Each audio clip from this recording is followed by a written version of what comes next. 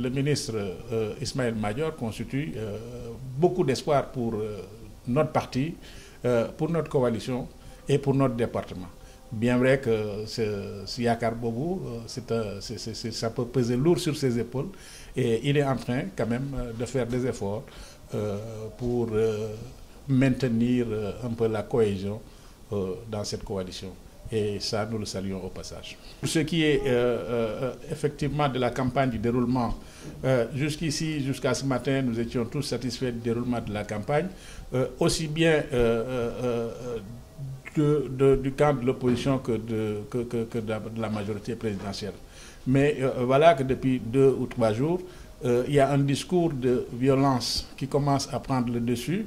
Et ça, je pense qu'il faudrait qu'on y mette un terme et de la manière la plus rapide.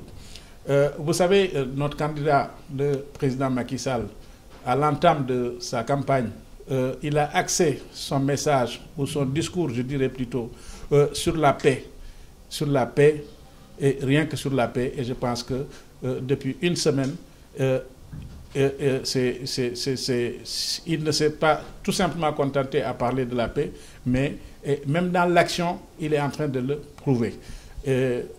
Au-delà du candidat Macky Sall, tout le monde prêche la paix, bien avant la campagne.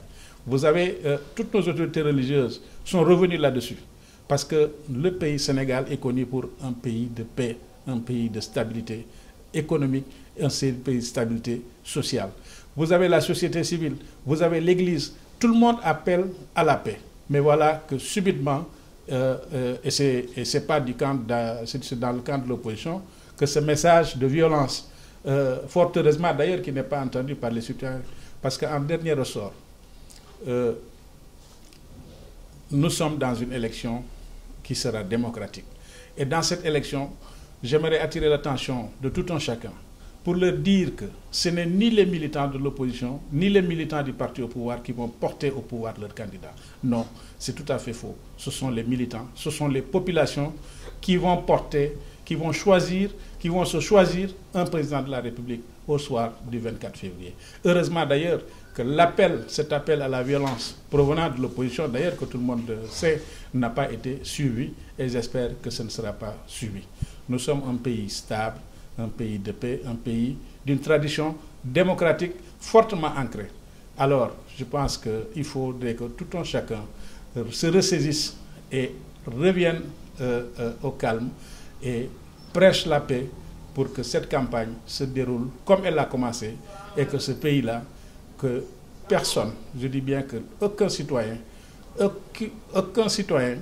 n'acceptera que quelqu'un brûle ce pays-là. Donc, je pense que c'est un message qu'il faut porter, c'est un message qui est très fort, c'est un message que le président, que notre candidat a toujours porté, c'est un message que les populations, que la société civile, que les citoyens ont tous porté depuis bien avant la campagne électorale.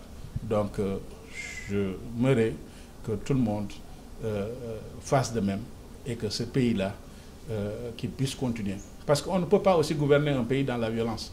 Donc nous avons la chance d'avoir un État bien structuré, un État qui fonctionne et un État qui est debout. Maintenant, cette violence-là, il faut la condamner de quelque bord qu'elle vienne.